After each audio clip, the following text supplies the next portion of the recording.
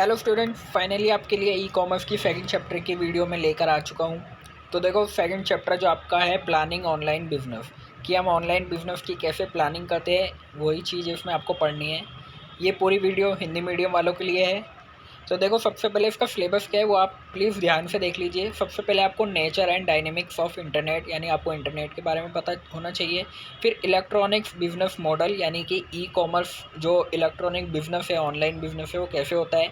फिर उसके बाद B2B, B2C, C2C, C2CB और B2G ये कैसे काम करती है, ये चीज़ें आपको बतानी है। फिर उसके बाद वेबसाइट कैसे डिज़ाइन करनी है वो चीज़ बताएंगे।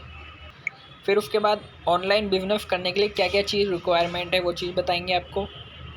तो जो आपका सेकंड चैप्टर है प्लानिंग ऑनलाइन बिजनेस के लिए क्या क्या चीज़ प्लान करनी होती है, उसमें आपको ये सारी चीज़ें हम बताएंगे। तो स्टार्ट करते हैं वीडियो।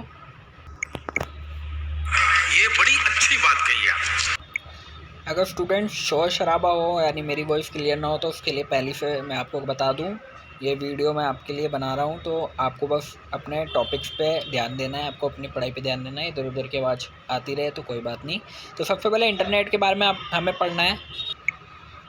तो यहाँ पहले हम इंटरनेट के बारे में पढ़ेंगे, फिर उसके प्रोटोकॉल्स के बारे में, फिर उसके बाद आगे देखेंगे क्या हमारा टॉपिक रहने वाला है। तो देखो, सबसे पहले ई कॉमर्स की यहाँ पे प्रस्तावना दे रखी है, यानी आपका इंटरनेट क्या है। तो इंटरनेट का देखो यहाँ पे हिस्ट्री बता रखी है, इंटरनेट क्या है, कैसे स्टार्ट हुआ, तो वो चीज़ आपको यहाँ पे बतानी है। जैसे शुरुआत में 1969 यानी 1969 में ARPA नेट के रूप में सैन्य कंप्यूटर नेटवर्क के लिए की गई थी। तत्पश्चात इसे ARP नेट मॉडल का आधार बनकर कुछ सरकारी एजेंसियों, विश्वविद्यालयों ने अपने आंतरिक नेटवर्क बनाए। ऐसे करते करते इसका इतिहास आपको बताना है। देखो, ज़रूरी नहीं इंटरनेट के बारे में आप पूरी डिटेल आपको पता हो, जो मेन चीज़ें वो आपको बतानी है। जैसे देखो, मैसेजिंग सेवा के लिए ARPANET इस्तेमाल होता है, का प्रयोग किया गया। फिर उसके बाद कुछ पश्चात बाद ARPANET इंटरनेट के रूप में परिवर्तित हो गया। ये अपने नेटवर्क आर्किटेक्चर डिज़ाइन के साथ कई स्वतंत्र नेटवर्क पर काम करने लगा। अभी कैसे काम करने लगा वो यहाँ पे लिखा हुआ है। जैसे TCP का उपयोग करके दूसरे से संवाद स्थापित कर सकते थे। फिर उसके बाद इंटरनेट का विकास हुआ 1962 में JCR लिक्विडर द्वारा ARPANET। फिर उसके बाद ARPANET कैसे हुआ, जिसका नाम था एडवांस रिसर्च प्रोजेक्ट एजेंसी के निर्माण के पश्चात अमेरिकी सरकार ने नेटवर्किंग कंप्यूटर के इंटरगैलेक्टिक नेटवर्क की अवधारणा को स्थापित किया। तत्पश्चात लियोनार्ड क्लेनरॉक ने पैकेट स्विचिंग की प्रस्तावना रखी। तो ऐसे आपको इंटरनेट की थोड़ी सी बतानी है हिस्ट्री। देखो, ये ज़्यादा इम्पोर्टेंट नहीं है, इसलिए मैं आपको ज़्यादा इसके बारे में डिटेल में नहीं बताऊँगा। फिर इंटरनेट और इंटरनेट शब्दावली कैसे है, ये देखो, ये थोड़ा सा आप जब आपने कंप्यूटर कोर्स किया होगा तो वहाँ पे भी इसके बारे में बताया गया होगा कि ये कैसे काम करता है ये चीज़, बट ये लेकिन आपके एग्ज़ाम में आने की वाली नहीं है, तो उस पर ज़्यादा ध्यान नहीं देंगे। फिर ब्राउज़र क्या है, एक सॉफ्टवेयर प्रोग्राम है जो उपयोगकर्ताओं को इंटरनेट तक पहुंचने की अनुमति देता है। फिर AVI audio video interlink Microsoft corporation द्वारा बनाया गया एक मल्टीमीडिया वीडियो प्रारूप है। ये ऑडियो व वीडियो जो डिजिटल वीडियो फ्रेम का उपयोग एनिमेशन को संपादित करने के लिए करता है। फिर बैंडविड्थ क्या है, प्रति सेकंड बिट्स यानी VPS प्रेषित करने के लिए इलेक्ट्रॉनिक लाइंस की क्षमता को बैंडविड्थ कहते हैं। तो ये छोटी छोटी चीज़ें जो आपको पता होनी चाहिए। गैर ग्राफिकल इंटरफेस, कंप्यूटर का एक ऐसा इंटरफेस जो आपको इंटरनेट पर प्लेन टेक्स्ट पढ़ने की अनुमति देता है, यानी कि आपके जितने भी टेक्स्ट होते हैं लिखे हुए वो आपको पढ़ने की अनुमति देता है, वो गैर ग्राफिकल इंटरफेस होते हैं। फिर ग्राफिकल इंटरफेस क्या है, कंप्यूटर का ऐसा इंटरफेस जिसके द्वारा इंटरनेट पर लोग रंग, ग्राफिक्स, ध्वनि व वीडियो को देखने में सक्षम होते हैं। मुख्यतः ये विशेषता रेखांकित टेक्स्ट रंगों में परिवर्तित आदि द्वारा निर्दिष्ट किए जाते हैं। उदाहरण के लिए नेटस्केप व इंटरनेट एक्सप्लोरर है। फिर उसके बाद आपका CGI क्या है, कॉमन गेटवे इंटरफेस स्क्रिप्ट, एक विनिर्देश जो कि डेटा को वेब सर्वर एवं CGI प्रोग्राम के बीच स्थानांतरित करने में काम करता है। यह डेटा को प्राप्त करने और वापस करने के में डिज़ाइन किया गया है। ठीक है। फिर उसके बाद चैट क्या है वो आपको पता ही है। कुकीज़ क्या होती है, देखो कुकीज़ क्या है, ऐसा जानकारी जो कि वेब सर्वर द्वारा बनाई जाती है तथा उपयोगकर्ता आपके कंप्यूटर पर संग्रहित हो जाती है, जैसे URL और आपका वेबसाइट का जो एड्रेस होता है वो सब। ब्लॉग क्या होता है? देखो, ब्लॉग वही चीज़ है जो आप वेबसाइट पर सर्च करते हो तो एक टॉपिक के ऊपर पूरी, कहते हैं ना, रामकथा लिखी होती है, वही चीज़ आपकी ब्लॉग है, वही चीज़ यहाँ पे बताई गई है। साइबर कल्चर क्या है? इंटरनेट पर मौजूद संस्कृत उत्पादों व संस्कृतों का संग्रह, इनसे जुड़ी हुई कहानियों ही साइबर कल्चर कहलाती है। यानी साइबर कल्चर में जितनी भी इंटरनेट पर जितनी भी चीज़ें मिली हुई है ना, कह सकते हो आप, जितनी भी इंफॉर्मेशन इंटरनेट पे मौजूद है, वही साइबर कल्चर यहाँ पे बताया गया है। फिर उसके बाद डोमेन नेम क्या होता है? देखो, डोमेन नेम ये वेबसाइट का नाम होता है। जैसे देखो, वेबसाइट का नाम होता है, देखो, कंप्यूटर पते की पहचान करने के लिए की एक विधि है। आपके ईमेल पते में एक डोमेन पता होता है। जैसे यदि आपके ईमेल के पते के अंत में एजू, यानी एजू का मतलब क्या है? एजुकेशन है, इसका अर्थ है कि आपका खाता किसी शैक्षिक संस्थान से जुड़ा हुआ है। एक होता है .com वाला, तो एक्सटेंशन का मतलब है कि आपके पास वेबसाइट खाता है। एक सरकारी खाते में गवर्नमेंट, जो भी देखो ना यहाँ पे एजुकेशन जोड़ रखा है, .com है, और गवर्नमेंट के लिए GOV है, तो ये सब क्या है? डोमेन नेम है। फिर आपके DPI, डॉट्स प्रति इंच, एक तरीका है जिसके द्वारा डिस्प्ले का रिजोल्यूशन तथा प्रिंटिंग को मापा जाता है। फिर आपका FAQ है। फिर आपका फायरवॉल है। फायरवॉल शब्द को जिस टर्म में से लिखा गया है उसका मतलब होता है जो आग को फैलने से रोकता है। ठीक उसी प्रकार कंप्यूटर फायरवॉल भी आपके कंप्यूटर व बाहरी दुनिया के बीच बाधा के समान है। जिस तरह आग की बिल्डिंग, जैसे आग की किसी बिल्डिंग में खुले दरवाजे के माध्यम से बहुत तेज़ी से फैलती है, ठीक उसी प्रकार आपका कंप्यूटर भी अपने पोर्ट, यानी आपके जो पोर्ट होते हैं, पोर्ट पर सबसे ज़्यादा कमज़ोर होता है और इन्हीं के माध्यम से बाहरी चीज़ें प्रवेश करती है। यानी कि यहाँ पे सीधा कहने का मतलब आपका जो कह सकते हो, जैसे जिसमें बोला है ना, जो बाहरी चीज़ें प्रवेश कर सकती है, यानी कि आप कह सकते हो उसमें यहाँ भारी चीज़ों का मतलब यहाँ पे वायरस से, ठीक है, जैसे वायरस घुस जाता है, डाटा ख़राब हो जाता है, कंप्यूटर हैंग होता है, ये चीज़ें वही चीज़ है। फिर उसके बाद फायरवॉल सॉफ्टवेयर विभिन्न तरीक़ों से संचालित होते हैं। कैसे संचालित होते हैं? पैकेट फ़िल्टर IP पते या पोर्ट नंबर से यातायात को अवरुद्ध करते हैं। प्रॉक्सी सर्वर दो नेटवर्क के बीच एक कनेक्शन को तोड़ सकता है। NAT क्लाइंट स्टेशनों से के IP पतों को छुपाकर बाहरी दुनिया के सामने एक IP पते प्रस्तुत करता है। कंप्यूटर पारस्परिक निरीक्षण कर यह सुनिश्चित करता है कि इनबाउंड और आउटबाउंड यातायात पूर्ण रूप से निश्चित हो कि डेस्टिनेशन और सोर्स सही है। तो फायरवॉल सॉफ्टवेयर उसके कंप्यूटर को गोपनीय तरीके से संचालित करने की अनुमति देता है। फिर ई-कॉमर्स में फ्लैश क्या है? फ्लैश। फिर आपका ग्राफिक इंटरफेस फॉर्मेट क्या है? ग्राफिक के लिए सामान्य फॉर्मेट जो कि फ़ोटो नहीं है, एनिमेटेड गिफ फाइलों को कोडिंग के साथ एमेडेट किया जाता है और ग्राफिक्स के सक्रिय होने पर हरकत करता है। फिर आपका क्या है? देखो, ये यहाँ पे GIT लिखा है, वैसे GIF है। देखो, वही सब चीज़ें जो आप इस टाइम पे कर रहे हो। अब HTML क्या है? जब आपने कंप्यूटर कोर्स करा होगा तो वहाँ पे वेब डिज़ाइनिंग सिखाई जाती है, वेबसाइट बनाना। तो वेबसाइट किसके थ्रू बनती है? HTML के थ्रू। HTML आपने करा होगा, एक प्रकार का टेक्स्ट कोड है जो हाइपर टेक्स्ट मार्कअप भाषा में लिखा जाता है। तो देखो, HTML कैसे लिखा गया है यहाँ पे, वो देखो। फिर आपको ये HTML की सारी डिटेल यहाँ पे बतानी है। हाइपरलिंक क्या होता है? जब कभी टेक्स्ट या इमेज ग्राफिक को माउस की सहायता से क्लिक किया जाता है तो ये उपयोगकर्ता को एक नई वेबसाइट पर ले जाता है। यानी कि आपने देखा होगा, जब आप वेबसाइट पे जाते हो तो किसी फ़ोटो पे क्लिक हो जाता है तो वो किसी अन्य, कह सकते हो, अदर वेबसाइट पे ले जाता है, तो उसी को ही हाइपरलिंक कहते हैं। फिर इंस्टेंट मैसेजिंग क्या है? IM क्या है? ये इंटरनेट पर दो या दो से अधिक लोगों के बीच टेक्स्ट आधारित कंप्यूटर सम्मेलन है जहाँ पर सभी लोग एक ही समय पर ऑनलाइन होने चाहिए। यानी आप कह सकते हैं एक ग्रुप मैसेजिंग है जो दो से अधिक लोगों के बीच की जा सकती है। फिर आपकी क्या है? इंटरलेफ्ट एक ऐसी ग्राफिक फॉर्मेटिंग तकनीक की जिसमें कोई इमेज एक साथ दिखाई देने की बजाय धीरे धीरे उभरती है। यानी कह सकते हो पहले ब्लर होती है, फिर धीरे धीरे एकदम कह सकते हो क्लियर हो जाती है ना, वही चीज़ है यहाँ पे। तो मैं ज़्यादा इसको छोटी छोटी चीज़ें ये आपके एग्ज़ाम में ज़्यादा बड़े नंबर के लिए नहीं आने वाली। फिर आपका आता है आईपी पता, इंटरनेट प्रोटोकॉल, कंप्यूटर का नाम व नंबर जिसके द्वारा आप इंटरनेट पर जानकारी भेजते हो उसको क्या कहते हैं, आईपी पता कहते हैं, आईपी एड्रेस कहते हैं।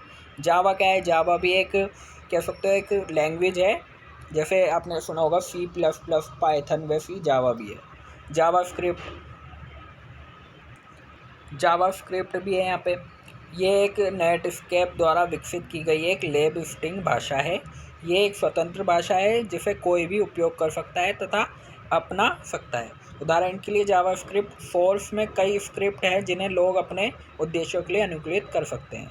फिर XML है, जैसे HTML होता है ऐसे XML होता है।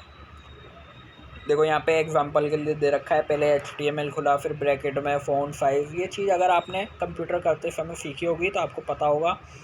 अब मॉडेम क्या होता है, एक उपकरण जो आपके कंप्यूटर को इंटरनेट से नेटवर्क कनेक्ट करता है, जो आपको, जबकि आप किसी लैन यानी लोकल एरिया नेटवर्क से कनेक्ट नहीं होते। अधिकांश लोग होम कंप्यूटर का उपयोग करते हैं समय मॉडेम का कनेक्ट होते हैं। अब सबके घर पे पीसी होगा तो आपको पता है मॉडेम क्या है। अब JPG और JPEG क्या है वो देखो। ये वेब पेजों पर तस्वीरों के लिए एक फ़ाइल फॉर्मेट है। JPG फॉर्मेट बड़ी फ़ोटो फाइलों के लिए कंप्रेस करती है ताकि वह मेमोरी में कई किलोबाइट्स का स्पेस ना ले। फिर उसके बाद देखो MPEG क्या है, एक प्रारूप जो ब्रॉडकास्ट गुणवत्ता प्रस्ताव पर प्लेबैक के लिए ऑडियो के साथ वीडियो का उच्च डाटा रेट वातावरण के साथ संपीड़ित करता है। ये आमतौर पर प्रोफेशनल बाजार में रियल टाइम इनकोडिंग उपग्रहण, डिजिटल टेलीविज़न, डायरेक्ट टेलीविज़न जो भी आप देखते हो वो उस चीज़ों में काम करता है। जो भी आप सीरियल वगैरह देखते हो, DVD वगैरह, उसमें काम करता है ये। MP3 क्या है, MP3 आपको पता है जितने भी आप सॉन्ग वगैरह डाउनलोड करते हो वो MP3 में होते हैं। फिर आपका PHP है, hyper text pre processor, open source server side HTML scripting भाषा डायनेमिक वेब पेज बनाने के लिए उपयोग की जाती है। PHP टेक्स्ट के भीतर एम्बेडेड है, इसलिए लेखक बड़ी मात्रा में कोड का उपयोग करने की बजाय HTML या PHP के माध्य कार्यवाही करते रहते हैं। ये PHP आपकी वेबसाइट बनाने के लिए एक तकनीक है। फिर मल्टीमीडिया क्या है, जहाँ पे मल्टीमीडिया का मतलब होता है जहाँ पे आपको ऑडियो, वीडियो, ग्राफिक्स, टेक्स्ट सब का मतलब कह सकते हो, जहाँ पे आपको ऑडियो भी मिल जाए, वीडियो भी मिल जाए, ग्राफिक्स भी मिल जाए, टेक्स्ट भी मिल जाए, उसको मल्टीमीडिया कहते हैं। अब न्यूज़ ग्रुप क्या है, एक साइट है विशिष्ट पाठ्यक्रम आसपास केंद्रित होती है जिसमें पाठक अपनी रुचि के अनुसार न्यूज़ ग्रुप को ढूंढ सकते हैं, किसी भी न्यूज़ ग्रुप में डाले गए संदेशों को पढ़ सकते हैं।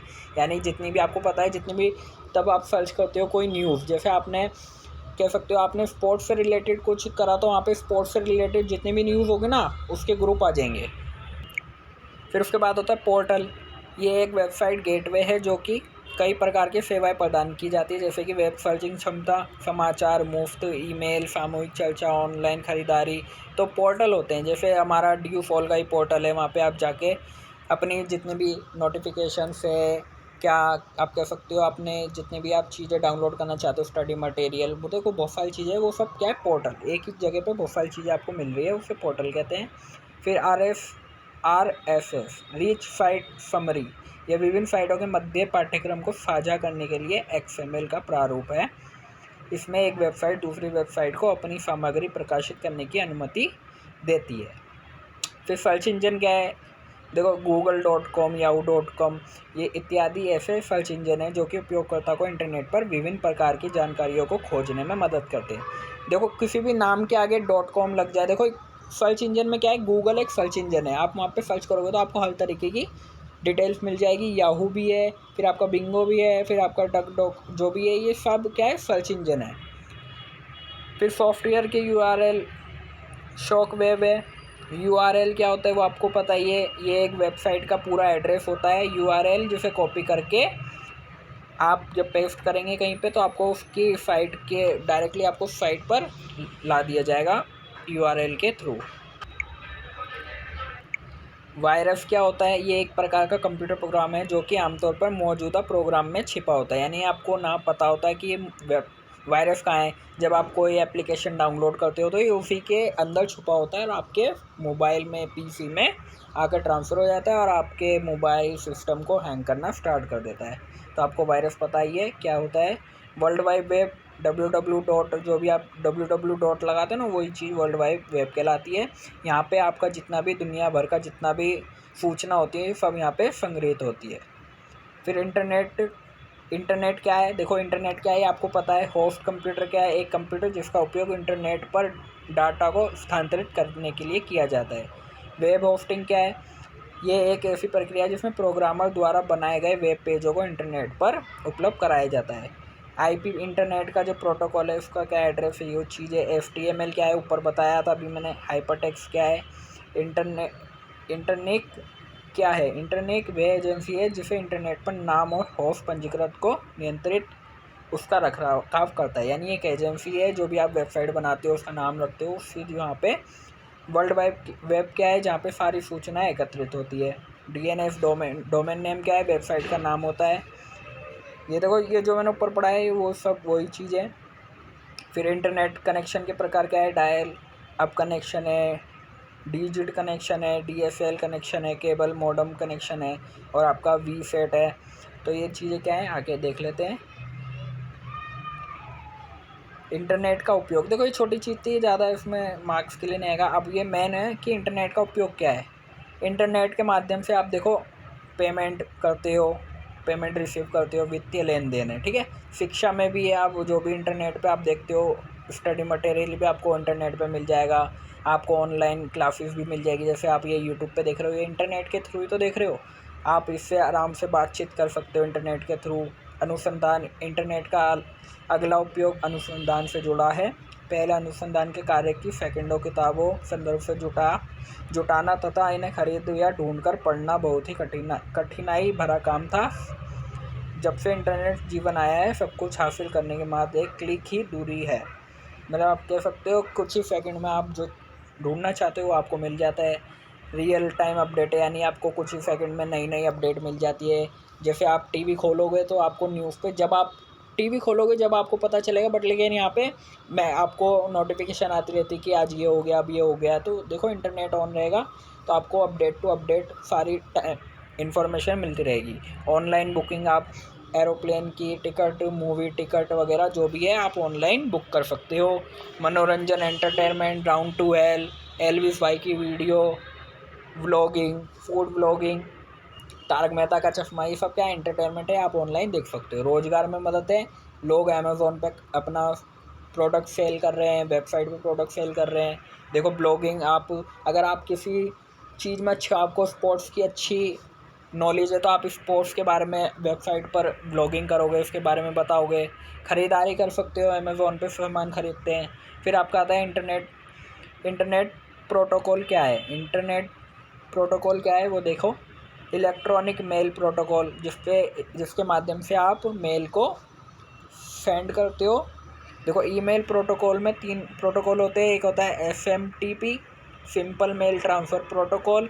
एक होता है IMP, internet message access protocol. और आपका होता है पीओपी, पोस्ट ऑफिस प्रोटोकॉल।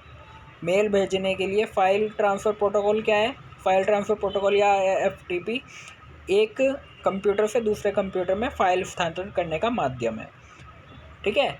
फिर आपका आता है वर्ल्ड वाइड वेब क्या है। Hyper text transfer protocol web server द्वारा वेब ब्राउज़र में वेब पेजों को दिखाने की अनुमति देने के लिए प्रयुक्त प्रोटोकॉल है। यानी कि आपके जो वेब ब्राउज़र में जितने भी फंक्शंस हैं ना, उनको किस तरीके से कैसे दिखाया जाएगा, वर्ल्ड वाइड वेब के ज़रिए। फिर आपका गोफर क्या होता है, इंटरनेट का अगला टूल गोफर है। ये मीनू आधारित प्रोग्राम है जो बिना जाने की सामग्री कहाँ स्थित है आपको जानकारी को ब्राउज़ करने में सक्षम बनाता है।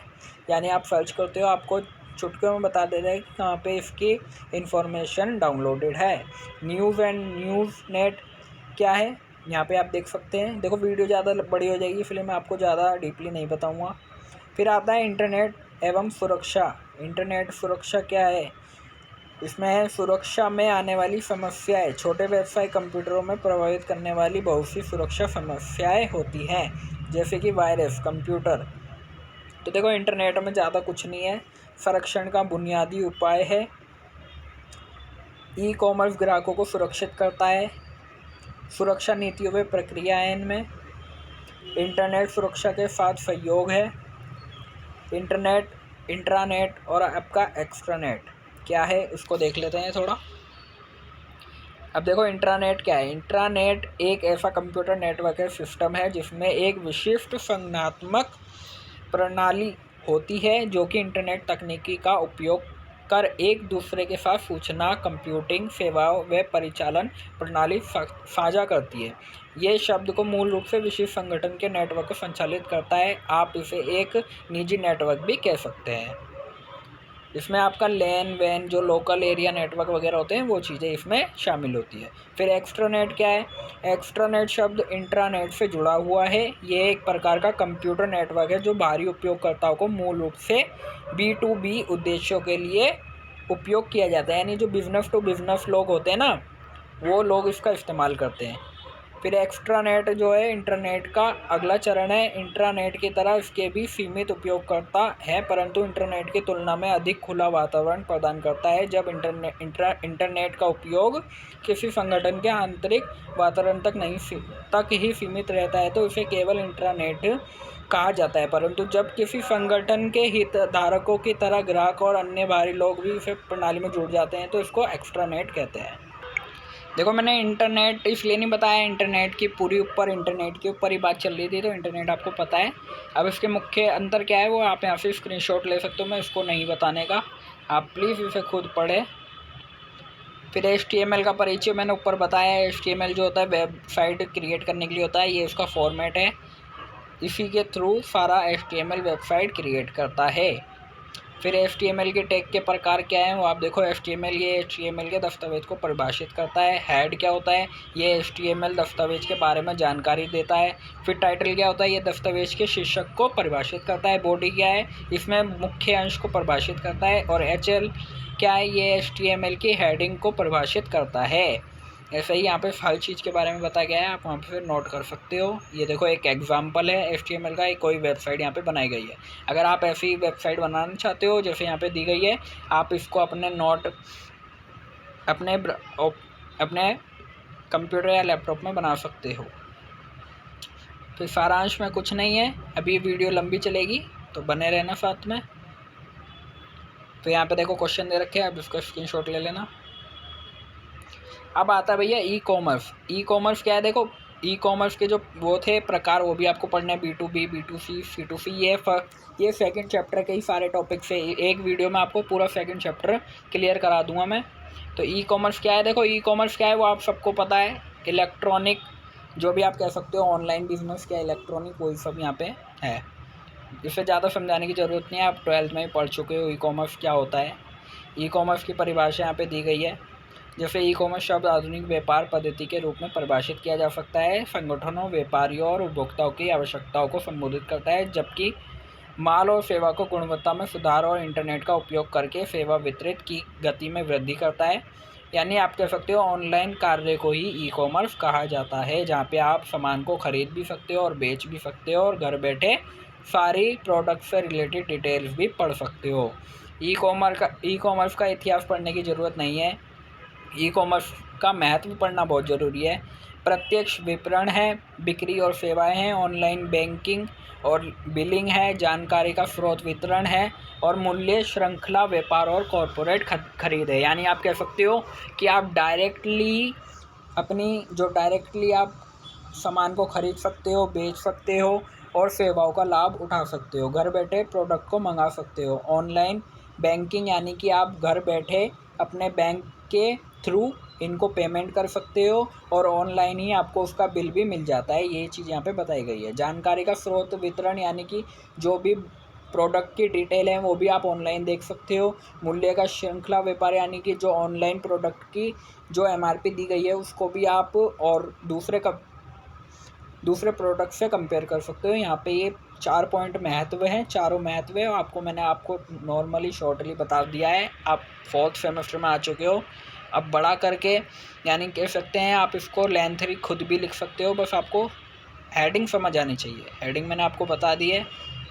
अब ई कॉमर्स कैसे काम करता है, तो देखो ई कॉमर्स कैसे काम करता है, ये नॉर्मल सी बात है। ई कॉमर्स इंटरनेट पे वेबसाइट, यानी देखो मैं बताता हूँ ई कॉमर्स कैसे काम करता है। सबसे पहले जो आपके प्रोडक्ट होते हैं आप उनको अपनी वेबसाइट पे लेके जाते हो, फिर वहाँ पे आप डिटेल्स देते हो प्रोडक्ट्स की एमआरपी बताते हो। फिर आप उस एमआरपी बताने के बाद जो लोग होते हैं वो आप डायरेक्टली आपकी वेबसाइट पर विज़िट करते हैं, प्रोडक्ट्स को चूज़ करते हैं, फिर उसकी पेमेंट करते हैं ऑनलाइन, फिर आप उसको डिलीवर करवाते हो, फिर उसके घर तक पहुंचाते हो। ये चीज़ें वही चीज़ें सब, बस आपको ई कॉमर्स से रिलेटेड जो आप करते हो ना, कि आप पहले वेबसाइट पे गए फिर वहाँ से आपने सामान ख़रीदा, यही चीज़ें आपको यही आपको बतानी है ई कॉमर्स में।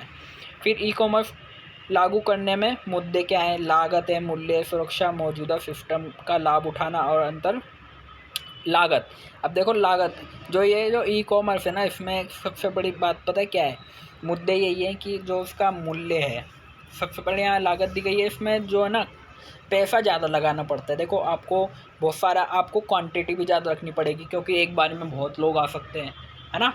तो आपको क्वांटिटी ज़्यादा रखनी पड़ेगी, तो क्वांटिटी के लिए आपको निवेश भी बहुत ज़्यादा करना पड़ेगा। अब मूल्य की बात आती है, तो देखो मूल्य क्या है, व्यवसायी जानना चाहते हैं कि ई कॉमर्स सिस्टम में उनके निवेश से उनके निवेश की राशि की कितना वापसी होगी।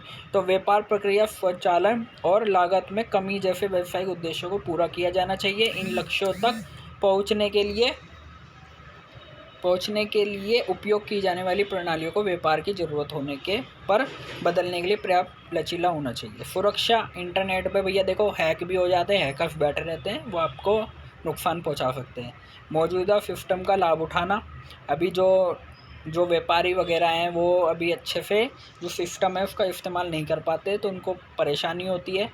अंतर संचालन, जब दो या दो से अधिक व्यवसाय मैन्युअली हस्तक्षेप के बिना दस्तावेजों का आदान प्रदान करने में सक्षम होते हैं तो व्यवसाय की लागत में कमी, बेहतर प्रदर्शन और अधिक गति प्राप्त करते हैं। इनमें से किसी भी मुद्दे को हल करने में विफल होने पर सिस्टम का कार्यान्वयन प्रयास विफलता हो सकती है। यानी अगर जो दो व्यवसाय हैं अगर वो एक दूसरे के साथ कार्य नहीं कर पाएंगे तो इसमें जो इसकी प्रोसेस है वो रुक सकती है। तो यहाँ पे वही चीज़ बताई गई है। अब ई कॉमर्स के प्रकार क्या है, बिजनेस टू बिजनेस, ठीक है। बिजनेस टू बिजनेस क्या है, देखो बिजनेस टू बिजनेस का मतलब एक ऐसी स्थिति को संदर्भित करता है जहां व्यवसाय दूसरे के साथ वाणिज्य लेन देन करता है। यह आमतौर पर तब होता है जब कोई व्यवसाय अपनी उत्पादन प्रक्रिया के लिए सामग्री संचय कर रहा है, और इंटरनेट पर B2B जैसे ई-बीज भी कहा जाता है। व्यवसाय और उपभोक्ता के बीच, व्यवसाय के बीच उत्पादों और सेवाओं या जानकारी का आदान प्रदान होता है। बिजनेस टू बिजनेस व्यवसाय के बीच लेन देन का एक रूप है जिसमें निर्माता और थोक व्यापारी को खुदरा विक्रेता। तो आप यहाँ कह सकते हो बिजनेस टू बिजनेस, यानी आपने मुझे कोई प्रोडक्ट बेचा तो वो प्रोडक्ट मैं अपने लिए इस्तेमाल नहीं करूँगा, उसको मैं आगे बेचूँगा। बिजनेस टू बिजनेस का मतलब यही है, जब आप ऑनलाइन कोई सामान खरीद रहे हो तो आप किसी मैन्युफैक्चरर से खरीद रहे हो, फिर आप थोक विक्रेता हुए, फिर आप किसी दूसरे विक्रेता को बेचोगे जो लास्ट स्टेज पे किसी उपभोक्ता को बेचेगा वो सामान। तो B2B का मतलब होता है बिजनेस टू बिजनेस, यानी एक व्यापारी से दूसरे व्यापारी के पास जब प्रोडक्ट जाता है बेचने के लिए तो वो बिजनेस टू बिजनेस कहलाता है। ठीक है, आपको वही चीज़ यहाँ पे एक्सप्लेन करनी है पूरी तरीके से। फिर B2B संबंध विकास। अब B2B क्या होता है, व्यापार से व्यापार लेन तक सफल होने की योजना बनाने की आवश्यकता होती है। अब इसका B2B का संबंध विकास कैसे विकास करते हैं ये आपको यहाँ पे पढ़ना होगा। देखो यहाँ पे B2B का पूरा मॉडल बता रखा है। बिजनेस ऑर्गेनाइजेशन है, होलसेलर है, फिर कस्टमर है, पर लेकिन होलसेलर के बगल में वेबसाइट भी, यानी जो बिजनेस ऑर्गेनाइजेशन है ना वो होलसेलर को ही सप्लाई कर रहा है और वेबसाइट पर भी ऑर्डर प्रोसेस कर रहा है, और लास्ट में कहाँ जा रहा है, कस्टमर के पास। इसी को ही बिजनेस टू बिजनेस कहते हैं। फिर आपका बिजनेस टू कंज्यूमर, यहाँ पे आप कह सकते हो बिजनेस टू कस्टमर। तो देखो इसमें क्या है, एक बिजनेसमैन है, वो अपना जो भी प्रोडक्ट है वो किसको सेल कर रहा है, डायरेक्टली कस्टमर को। इसमें बीच में कोई थोक विक्रेता नहीं है, ठीक है। यहाँ पे किसी भी तरीके का कोई दूसरा बंदा ऐसा नहीं है जो उस प्रोडक्ट को ख़रीदेगा और किसी दूसरे पर्सन को बेचेगा। देखो इसका मैं आपको दिखा देता हूँ। देखो यह चीज़ें आपको पढ़ने की ज़रूरत नहीं है, ख़रीदारी की प्रक्रिया क्या है ये कुछ नहीं, आपको बस पता चलना चाहिए B2B का मतलब क्या है। देखो यहाँ पर बताया गया है B2C का मतलब क्या है, देखो बिजनेस ऑर्गेनाइजेशन है, सप्लाई किसे जा रहा है, कस्टमर को। यहाँ पे वेबसाइट है, किसको सप्लाई जा रहा है, कस्टमर को। यानी कि बिजनेस ऑर्गेनाइजेशन हो क्या वेबसाइट हो, उन दोनों का ही जो प्रोडक्ट सप्लाई हो रहा है वो डायरेक्ट कस्टमर को हो रहा है। तो B2C आपको पता चला होगा कि जो भी प्रोडक्ट होगा वो डायरेक्ट किसके पास जाएगा, कस्टमर को। आपको यही चीज़ यहाँ पे बतानी है। फिर आता है उपभोक्ता से उपभोक्ता, यानी C2C। अब C2C क्या है यहाँ पे देख लेते हैं। देखो ये आपको C2C का मतलब पता चलना चाहिए, फिर आप उसको सारी चीज़ें खुद बता सकते हो, नुकसान भी बता सकते हो।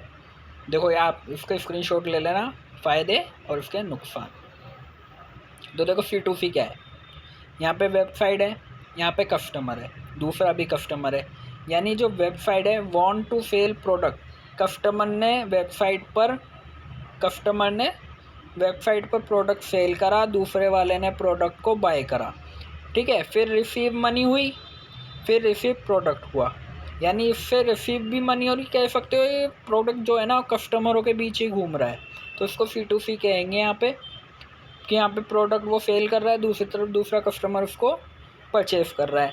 फिर वो रिसीव कर रहा है मनी, कस्टमर एक रिसीव कर रहा है मनी कस्टमर 2 से, और कस्टमर 2 प्रोडक्ट रिसीव कर रहा है कस्टमर 1 से, ठीक है। ये C2C हुआ आपका। अब C2B क्या है, कस्टमर टू व्यवसाय। अभी कैसे, जब कोई उपभोक्ता अपने उत्पादों या सेवा को किसी व्यवसाय या संगठन को बेचता है तो व्यक्ति शुल्क के बदले में अपने ऑनलाइन दर्शकों के संपर्क में आता है, या एक फोटोग्राफर किसी व्यवसाय के लिए अपनी तस्वीर का उपयोग करता है तो उपभोक्ता से व्यवसाय एक व्यवसायिक मॉडल है। तो देखो अब यहाँ पे क्या बताया गया है, ये देखो इसमें देखो C2B, आप प्लीज़ इसका स्क्रीनशॉट ले लेना। प्रक्रिया कैसे है वो देख सकते हैं आप।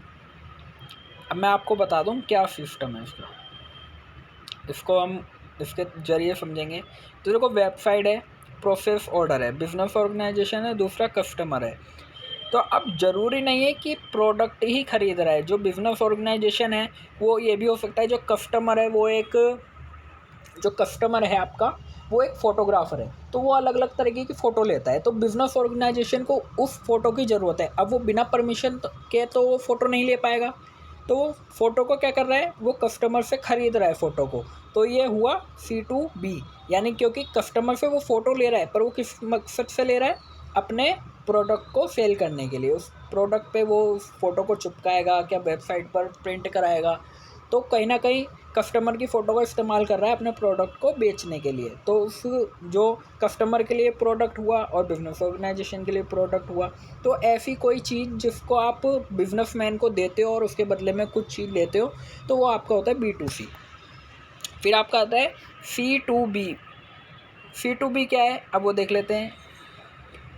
इसमें कहता है दर्शकों तक पहुंचने के लिए अपने मॉडल को विस्तारित करने में रुचि रखने वाले कंपनियों को निम्नलिखित मार्केटिंग टूल पर विचार करना चाहिए। C2B वही है, उपकरण क्या क्या लेने चाहिए। बाजार अनुसंधान में C2B में निर्णय लेने की मात्रात्मक सर्वेक्षण, गुणात्मक साक्षात्कार, उत्पादन का विभाजन आदि शामिल है। तो ये आपको यहाँ पे ज़्यादा नहीं, C2B का आपको पता चला होगा। फिर आता है B2 एडमिनिस्ट्रेशन। इस मॉडल को बिजनेस टू गवर्नमेंट भी कहा जाता है।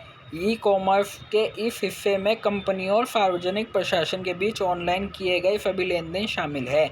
यानी कि इसमें सीधी बात टैक्स पर की गई है, सामाजिक सुरक्षा पे की गई है, रोजगार कानूनी दस्तावेज पे की गई है। यानी कि एक जो बिज़नेस है, जो एक कंपनी है, जितने भी उसमें गवर्नमेंट से रिलेटेड टर्म्स एंड पॉलिसी होंगी, उसका सीधा रिश्ता कहाँ से होगा, गवर्नमेंट से। देखो यहाँ पे बताया गया है, ये कंज्यूमर है C2C, C2A है, B2C है, और यहाँ पे B2A है। यानी आप कह सकते हो कि C2A मतलब बिजनेस से रिलेटेड गवर्नमेंट जो, या समझो आप अपने कोई एक कंपनी खोली। अब आप कंपनी ऐसी तो खोलोगे नहीं, गवर्नमेंट के अंडर में तो खोलोगे। गवर्नमेंट आपसे पूछेगा कि आपका मकसद क्या है कंपनी खोलने का, आप क्या सामान बेच रहे हो, किस तरीके का बेच रहे हो, कितने में बेच रहे हो, कहीं आप किसी का शोषण तो नहीं कर रहे, कितने वर्कर आपके अंडर में काम कर रहे हैं। तो B2C यही चीज़ यहाँ पे बताती है। फिर आपका आता है उपभोक्ता ए प्रशासन, C2A। उपभोक्ता से प्रशासन मॉडल में व्यक्तियों और लोक प्रशासन के बीच किए गए सभी इलेक्ट्रॉनिक लेन देन शामिल हैं। विशेष रूप से सामाजिक सुरक्षा, सूचना का खुलासा, भुगतान करना आदि के क्षेत्रों में स्वास्थ्य परामर्श का निशान, बीमारियों पर जानकारी। ये अंतिम दो मॉडल आधुनिकीकरण, पारदर्शिता और सार्वजनिक सेवाओं की गुणवत्ता के विचार से जुड़े हैं, जिन्हें सरकारी संस्थाओं द्वारा तेजी से जोर दिया जा रहा है। सार्वजनिक प्रशासन यानी B2A और C2A से जुड़े दोनों मॉडल की सूचना और संचार प्रौद्योगिकियों के समर्थन से सरकार को नागरिकों को प्रदान की जाने वाली सेवाओं की दक्षता और आसान उपयोगिता के विचार से दृढ़ता से जुड़े हुए हैं। ठीक है, तो देखो B2B यहाँ क्या है, बिजनेस कस्टमर टू एडमिनिस्ट्रेशन यानी B2A और C2A। यहाँ पे बताया गया है प्राइवेट पर्सन है, इंटरप्राइज सॉफ्टवेयर सिस्टम है, दूसरी तरफ एम्प्लॉई है, एडमिनिस्ट्रेशन है। तो आपको रिक्वेस्ट, नेगोशिएशन, फीडबैक, परफॉर्मेंस, ये चीज़ें आपको एडमिनिस्ट्रेशन, यार देखो यहाँ पे लिखा है ना, paying tax and fees, change of address, license वगैरह, ये सब क्या है गवर्नमेंट के अंडर, तो ये चीज़ें आपको पता नहीं होंगी। अब आता है ई-कॉमर्स के लाभ। पहला है भौगोलिक सीमाओं को ख़त्म होना, यानी कि भौगोलिक सीमाओं को ख़त्म होने का मतलब है कि आप एक मतलब छोटी सी जगह पे बैठकर ऑनलाइन बिजनेस के माध्यम से आप इंडिया में, USA में, कह सकते हो पूरी दुनिया में आप काम कर सकते हो। तो ये कोई सीमा नहीं है, कहीं पे भी आप काम कर सकते हो। खोज इंजन दृश्यता के साथ नए ग्राहक प्राप्त होना, यानी कि जैसे समझो आप नॉर्मली फिजिकल स्टोर है आपका, तो वहाँ पे कौन से लोग आएंगे, जो आपके आसपास रहते होंगे, जो कहीं दूर थोड़े से आसपास जगह से आए होंगे। बट लेकिन जो गूगल है उसके माध्यम से आपको देखोगे पूरे वर्ल्ड के लोग आपको सर्च करेंगे, आपके पास आएंगे। जैसे अमेज़ॉन है, अमेज़ॉन भी एक सर्च इंजन आप कह सकते हो। तो आपका जो प्रोडक्ट है वो आराम से बिक जाएगा, आपके जितने भी कस्टमर होंगे उनसे भी लाख गुना और कस्टमर आपके पास आएंगे। किसकी वजह से आएंगे, जो आपका सर्च इंजन है उसकी वजह से। पैसे की बचत है, आप घर बैठे, आपको कोई दुकान नहीं खोलनी पड़ रही है अलग से, है ना, आपको कोई अलग से किराया नहीं देना पड़ा। आप घर में बैठो, वेबसाइट पे ऑर्डर आया, आपने अपने गोदाम से निकाल के दे दिया, आपको अलग से कोई शोरूम वगैरह नहीं बनाना पड़ रहा। फिर आपका आता है उत्पाद को जल्दी से खोजना। अगर आपको कोई समझो आपको टी-शर्ट चाहिए, आप सर्च करोगे टी-शर्ट, तो टी-शर्ट से रिलेटेड इतनी सारी मतलब कि कह सकते हो इतने सारे स्टोर आ जाएंगे ऑनलाइन, जो आप कहीं से भी खरीद सकते हो। बट आपको टी-शर्ट लेने जानी है, पहले आप देखो कि भैया टी-शर्ट कौन सी मार्केट में मिलती है। आप अगर फिजिकली जाओगे तो टी-शर्ट कहाँ पे मिलती है आपको पहले पता करना पड़ेगा, अपने मॉम डैड से, अपने आस पड़ोस, दोस्त वोस्त से पूछना पड़ेगा भैया अच्छी टी-शर्ट कहाँ मिलती है। बट लेकिन आप ऑनलाइन सर्च करोगे टी-शर्ट, तो आपको एक से ब्रांडेड अच्छी कीमतों में आपको मिल जाएगी। तो यहाँ पे वही चीज़ यहाँ पे बताई गई है। फिर उत्पाद को जल्दी से खोजना, ये मैंने आपको बताया। फिर तुलना खरीदारी प्रदान करना, यानी कि आप अगर कोई चीज़ खरीद रहे हो तो आप ईज़िली अलग अलग चीज़ों से कंपेयर कर सकते हो। अतिरिक्त लाभ, आपको लाभ भी मिल सकता है। जैसे आप देखोगे तो ऑनलाइन में आप टी-शर्ट सर्च करोगे ना, तो आपको बहुत तरीके की टी-शर्ट मिलेगी। कोई 200 वाली मिलेगी, 400 वाली मिलेगी, 500 वाली मिलेगी, 100 रुपये वाली मिलेगी। तो आप आराम से लाभ कमा सकते हो। फिर आपका प्रचुर जानकारी प्रदान करना है, आपको प्रोडक्ट से रिलेटेड जितनी जानकारी चाहिए आपको सब ऑनलाइन मिलने वाली है।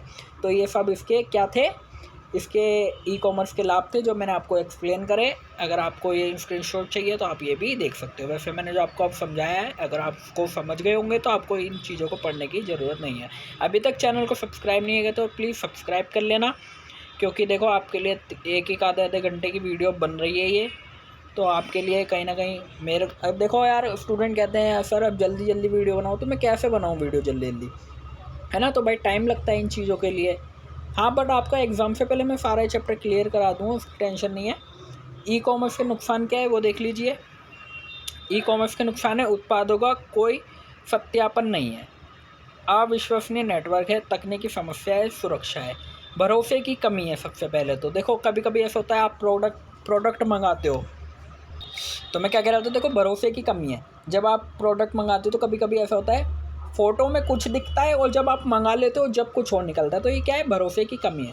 उत्पादों का सत्यापन नहीं है, ऐसे उत्पादन में सेवाएं शारीरिक रूप से देखा जाए तो छुआ नहीं जा सकता, यानी आप उसको फिजिकली चेक नहीं कर सकते हो कि मतलब जैसे आप नॉर्मली फिजिकली मोड पे जाओगे लेने के लिए कोई टी-शर्ट वगैरह, कमीज़ वगैरह, तो आप उसे छू कर देखोगे इसका कपड़ा कैसा है।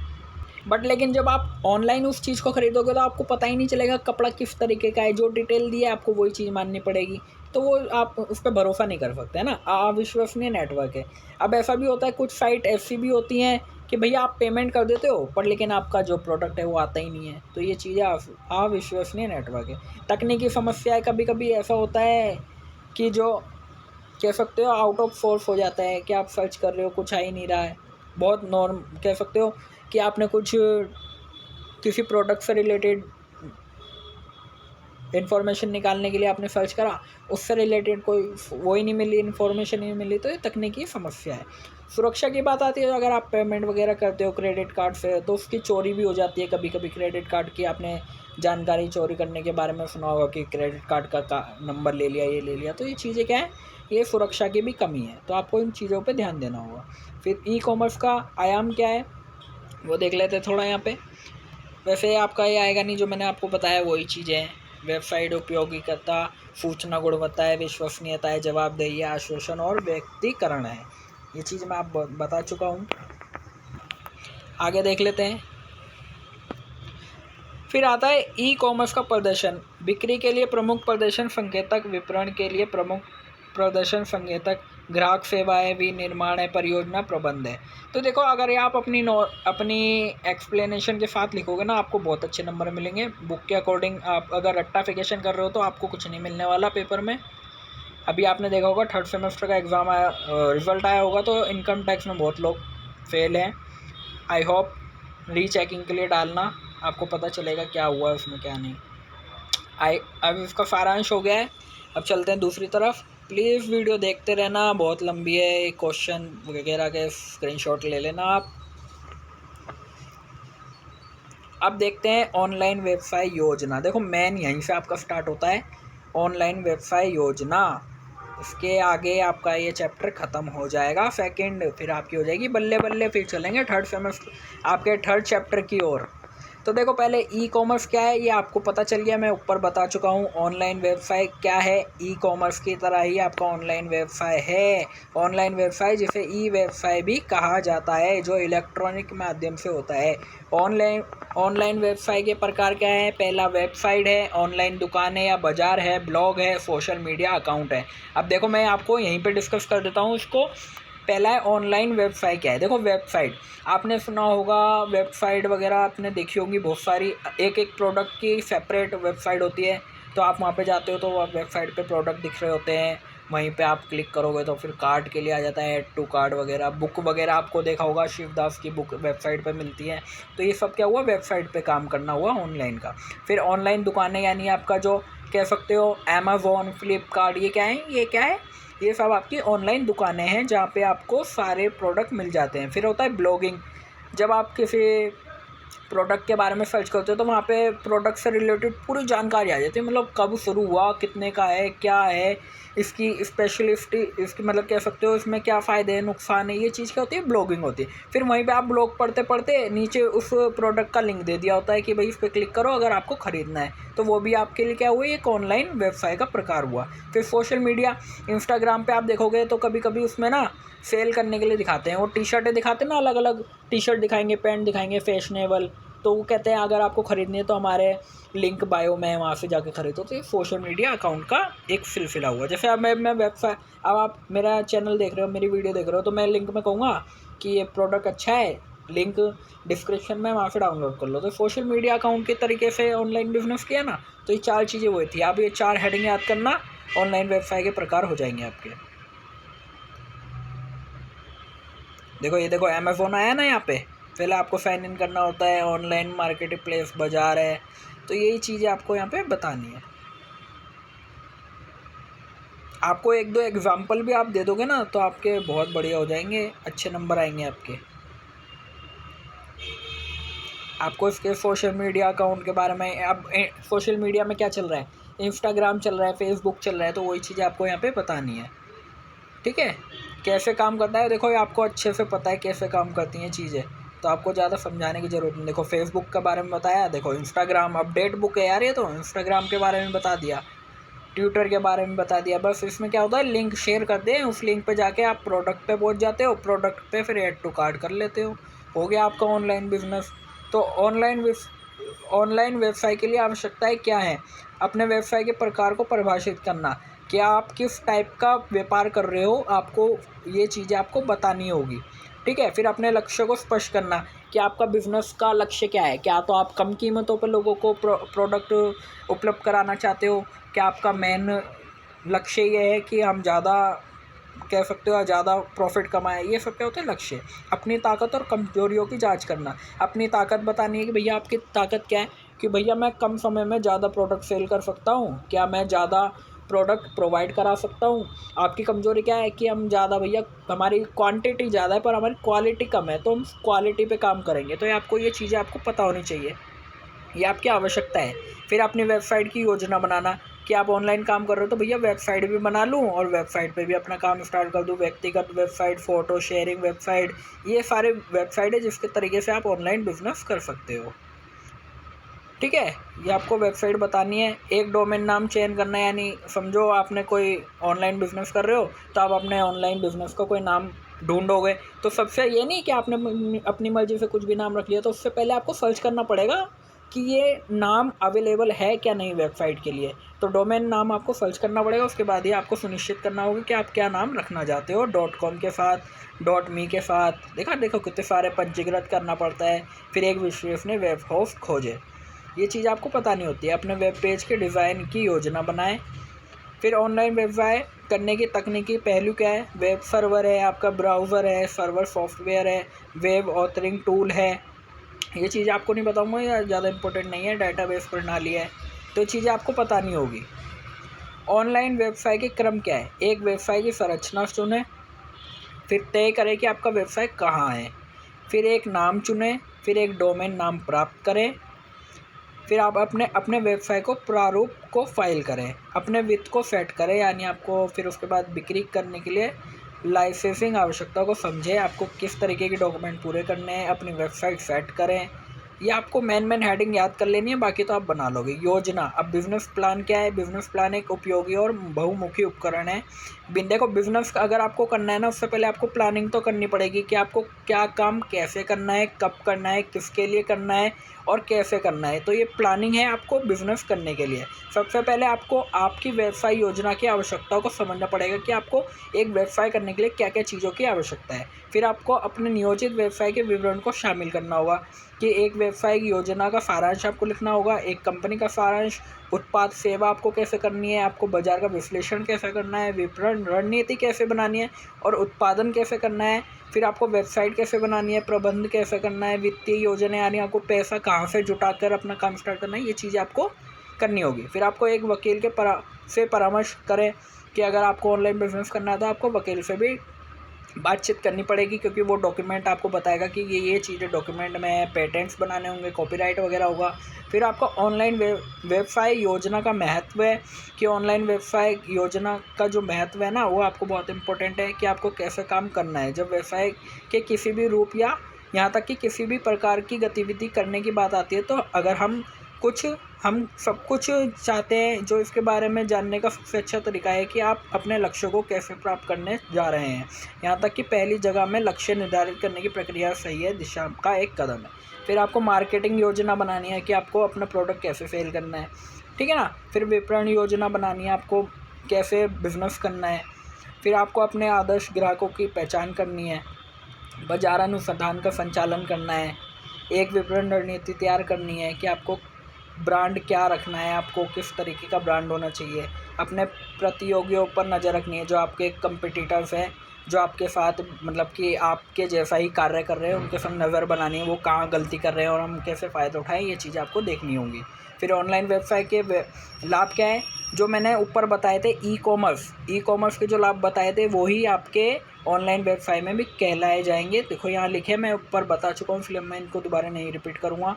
फिर आपके ऑनलाइन व्यवसाय की कमियाँ क्या हैं? कुछ तकनीक या वेब ज्ञान की आवश्यकता होता है, सॉफ्टवेयर हार्डवेयर वेब पर ज़्यादा खर्च हो जाता है, ऑनलाइन घोटालों और धोखाधड़ी का जोखिम होता है, वेबसाइट की लागत जो है वो ज़्यादा होती है, जो आपका इंफ्रास्ट्रक्चर होता है उसकी लागत में भले ही आप ग्राहक सामना करने वाले परिसर की लागत का भुगतान नहीं कर रहे हो, आपको इन कार्यों के लिए ऑर्डर पूर्ति, सामानों का भंडारण, रिटर्न के साथ काम करने की स्टाफिंग के लिए भौतिक स्थान की लागतों के बारे में सोचना होगा। जो सुरक्षा धोखाधड़ी है वो भी आपका एक यहाँ पे कमी है। कानूनी मुद्दे हो सकते हैं, अगर आप कोई आपके ऊपर केस कर दे तो आपके कानूनी मुद्दे बन सकते हैं। विज्ञापन आपको जब एडवर्टाइज़ करते हो तो उसमें ही बहुत पैसा लगता है आपका। फिर आपका ग्राहक का भरोसा, अगर आप ग्राहक के भरोसे पे खरे नहीं उतरे तो आपका यहाँ पे बिज़नेस डूब सकता है। तो आई होप आपको पता चला होगा कि कैसे कैसे ई कॉमर्स में आपको, देखो इसके थोड़े से आप स्क्रीन वो भी ले लीजिए कि क्या क्या क्वेश्चन हो सकते हैं। ये क्वेश्चन है आपके, आगे देख लेते हैं। तो चलो गाइस, आई होप आपको पता चला होगा सेकंड चैप्टर। अगर सेकंड चैप्टर अच्छा लगा तो वीडियो लाइक करना, शेयर करना, कमेंट करना और सब्सक्राइब करना अपडेट फॉल को। और नेक्स्ट थर्ड चैप्टर आपको जल्दी ही लेकर आएंगे। और वीडियो अच्छी लगे तो यार लाइक कर देना, अपने दोस्तों के संग शेयर कर देना। Thank you.